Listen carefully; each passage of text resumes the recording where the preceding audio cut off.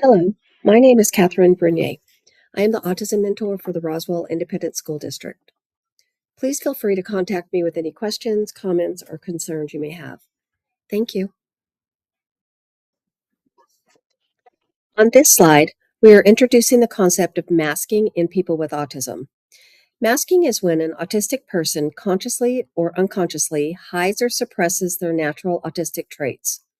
Instead, they use behaviors that align closer with neurotypical people. Masking is often done to help autistics fit in socially, feel accepted, or in some cases, to feel safer in certain environments. Masking happens in a variety of settings. While it is often associated with structured environments like school or work, it can also occur in more relaxed or familiar spaces, such as home or when spending time with friends. It's important to note that masking is known by several other terms, including camouflaging, social camouflaging, compensatory strategies, or passing. These terms all describe similar behaviors where individuals adjust how they present themselves socially. Many autistic individuals develop masking skills over time by observing others closely, analyzing social interactions, and then imitating those behaviors. This learning can come from real life interactions, but also from media such as television, movies, or books. Overall, this slide helps set the foundation for understanding how masking develops and why it's used in different environments.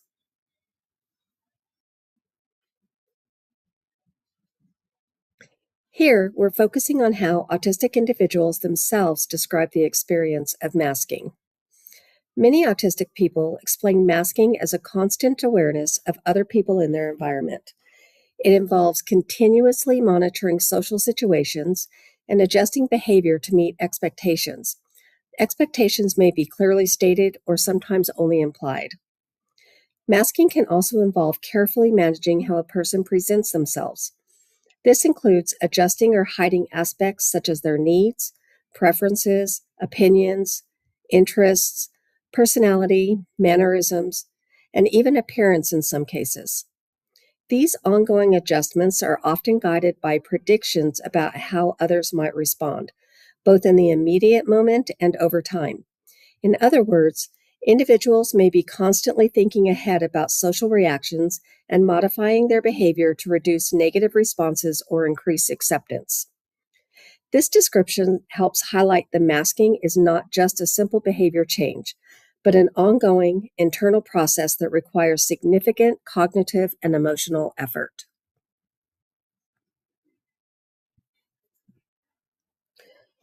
Before we look at this slide, I would like to talk about language preferences within the autism community. Some people prefer identity first language, I am autistic, because they see autism as an integral part of who they are. Others prefer first person language, I am a person with autism, to emphasize the individual before the diagnosis. Both are used, and the preferred approach is to respect how each individual chooses to identify. I will use both throughout this presentation. This slide explores the different reasons autistic individuals may engage in masking. It's important to recognize that masking is usually not one single choice or behavior, but rather a response to many overlapping social and environmental factors. Autistic people may mask as a way to feel accepted and to experience a sense of belonging in society. It can also be used to avoid negative experiences such as prejudice, stigma, bullying, or discrimination. In many cases, masking is about blending in or passing in a neurotypical world and meeting social expectations in order to reduce the risk of rejection. Some individuals may also mask to hide discomfort in environments that are not autism friendly, especially when they are concerned about being misunderstood, dismissed, or seen as too much for expressing their needs. A key factor is the lack of consistent acceptance or accommodations of autistic traits in many settings, including the school setting. Masking can become a way to compensate for differences in communication between autistic and non autistic people, often described through the double empathy problem, which highlights that misunderstandings go both ways when communication styles differ. In school environments, Students may mask to avoid attention or punishment, such as being discouraged from stimming or moving around. In adulthood, masking can be used to improve employment opportunities, maintain jobs, or navigate workplace expectations. Can also be used to build and maintain friendships and relationships. Over time, masking can become habitual or automatic, meaning individuals may do it without consciously choosing to. Overall, this slide emphasizes that masking is often a learned, adaptive response shaped by repeated social experiences and expectations. Here, we break masking down into a few key, commonly reported components. First is social mimicry. This refers to copying or mirroring facial expressions, laughter, gestures, or body language from others. The goal is often to help conversations feel smoother or to better match what is expected in social situations, even if it does not come naturally. Next is suppression. This involves holding back natural autistic behaviors, such as stimming, as well as trying to manage or ignore sensory discomfort. For example, this might include coping with sensitivity to noise, lighting, or touch without outwardly showing its distress. Another aspect is camouflaging interests. This is when a person downplays or hides strong, focused interests in order to seem more typical or to avoid standing out socially. These interests may still be very important internally, even if they are not shared openly. The last component is scripting, which involves planning and rehearsing conversations or specific phrases ahead of time. This can help reduce uncertainty in social situations, but it can also make interactions feel less flexible or more mentally demanding. Together, these elements show that masking is not a single behavior, but a combination of strategies used to navigate social environments. This slide provides concrete examples of what masking can look like in everyday situations, keeping in mind that it varies widely from person to person. Masking often involves adjusting behavior, consciously or unconsciously, to fit social expectations. For example, some individuals may use facial expressions that are learned or copied from others rather than what feels natural to them. This can help them appear more socially aligned, even if it requires effort. Eye contact is another common area. Some people may force eye contact or carefully monitor how much they are making, which can feel unnatural or uncomfortable. Speech can also be adjusted. This may include changing tone of voice, becoming more expressive or more reserved, or altering communication to sound more typical in conversation. Many autistic individuals also suppress or hide stimming behaviors, such as hand flapping or echolalia, or replace them with less noticeable movements like fidgeting with objects. Another example is minimizing visual reactions to sensory discomfort, such as not showing distress when overwhelmed by noise, lighting, or touch, like a handshake. Some individuals use scripting, where conversations are planned in advance. While this can help in social situations, it may make it harder to respond flexibly in real time. Masking can also include engaging socially or asking questions even when it feels forced, or withholding personal interests due to concern they may be seen as unusual or too intense. Additionally, some people mirror others' clothing, style, or overall presentation in order to blend in more easily. While these strategies can help individuals navigate social environments, it's important to acknowledge the impact. Over time, masking can contribute to burnout, anxiety, depression, and a reduced sense of identity. Here, we're focusing on the potential impact masking has over time. While masking can help autistic individuals navigate certain environments in the short term, it often comes with significant emotional, mental, and physical costs. One common outcome is distressed behavior, such as meltdowns or shutdowns. These may occur when a person can no longer hold in stress or when they finally feel safe enough to release it, often at home after school or work. Masking can also lead to mental and physical exhaustion, as maintaining it requires constant effort. Over time, this exhaustion can contribute to what is known as autistic burnout. There are also mental health impacts, including risks of anxiety, depression, self harm, and suicidal thoughts. Another consequence is isolation or disconnection, where individuals may feel alone, even in social settings, because they are constantly managing how they present themselves.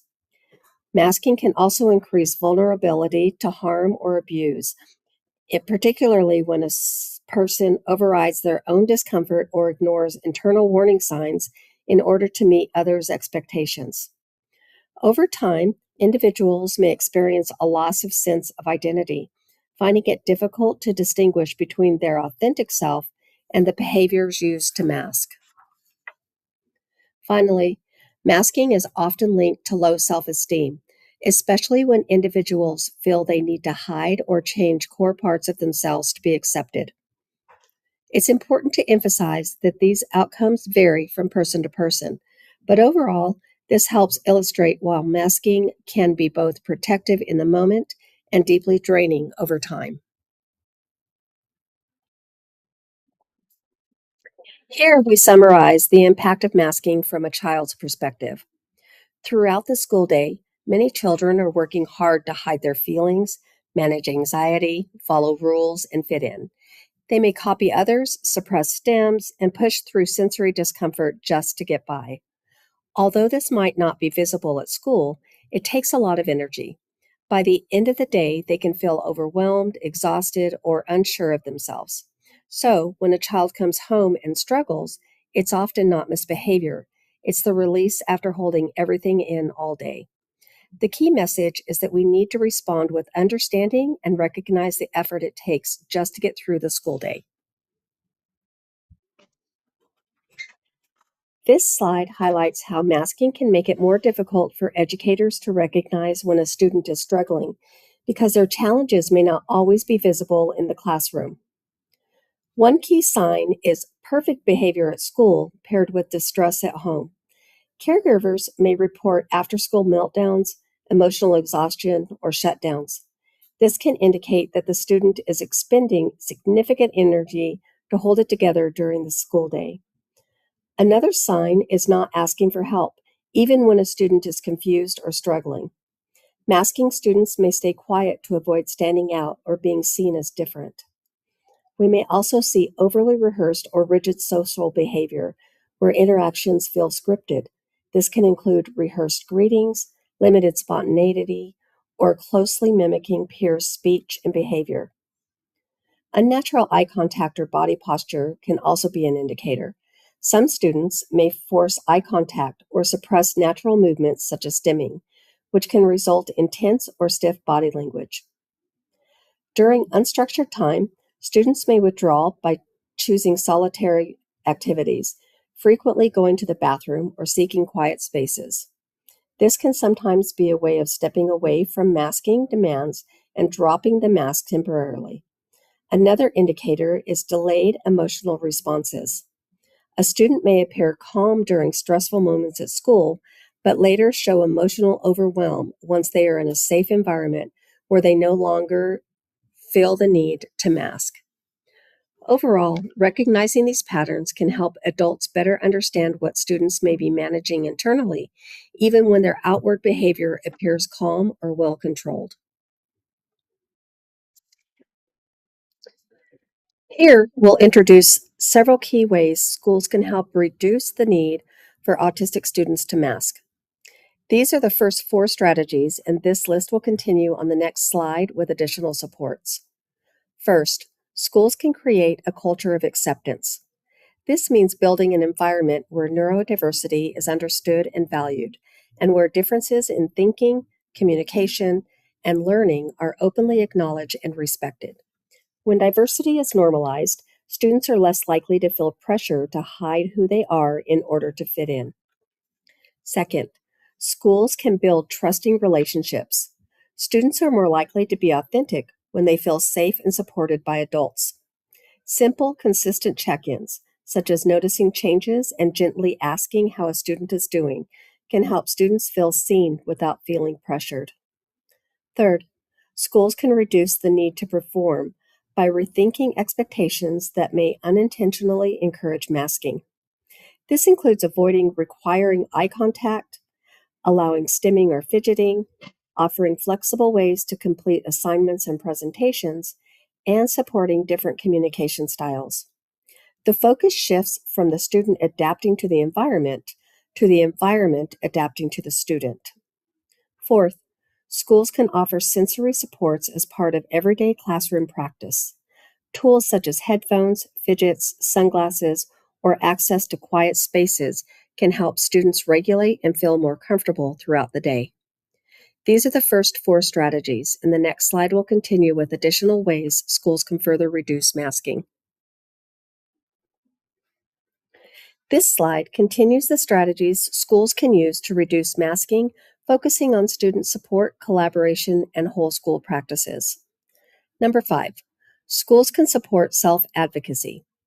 This means explicitly teaching and encouraging students to communicate their needs in ways that feel comfortable for them. This might include verbal requests like, "I need a break," or using visual supports, communication cards, or journaling. It's also important to consistently reinforce and positively acknowledging when students do express their needs, as this helps build confidence and independence over time. Next, schools can work collaboratively with families. Caregivers often see how students present after school when masking is no longer being maintained.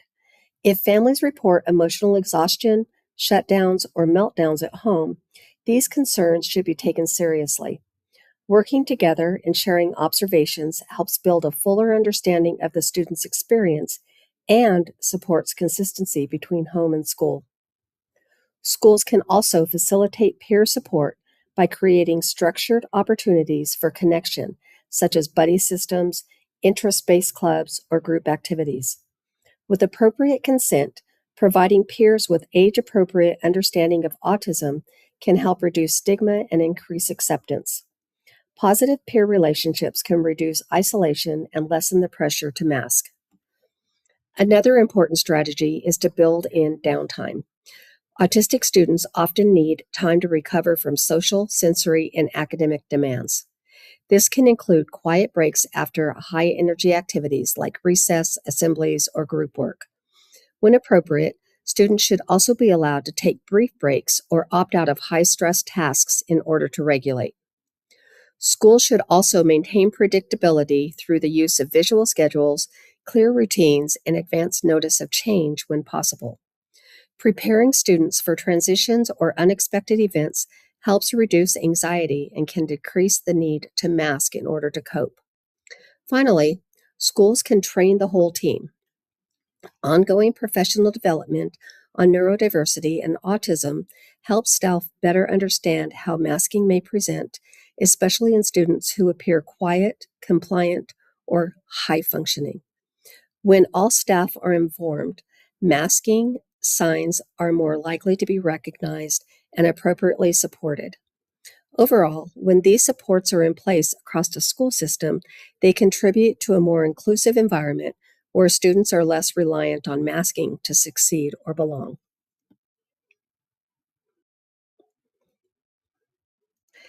This slide helps clarify the difference between general social adjustment and autistic masking and why they are not the same thing. While it's true that most people adjust their behavior in social situations, autistic masking is often very different in both intensity and impact. For autistic individuals, masking can involve hiding core parts of identity, communication style, and personal needs. It can feel like a constant, high effort performance that requires ongoing awareness and monitoring of thoughts, behaviors, and responses. Over time, this sustained effort can lead to exhaustion, feeling misunderstood, and a sense of disconnection from one's authentic self.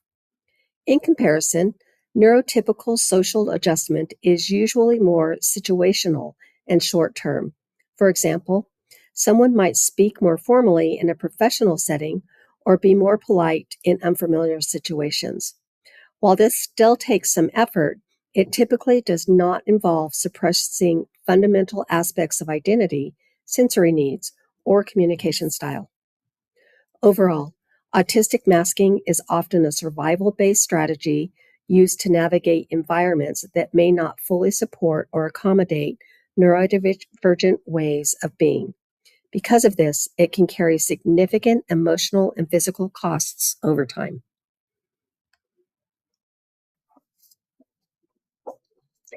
Everything on this slide reflects what we've explored today: how masking can look, why it happens, and the impact it can have over time. The key takeaway is that masking is often about safety and belonging, but it can come at a cost to well being and authenticity. As we move forward, the goal isn't to eliminate masking entirely, but to create environments where it's needed less, where people feel safe to show up as themselves. Thank you.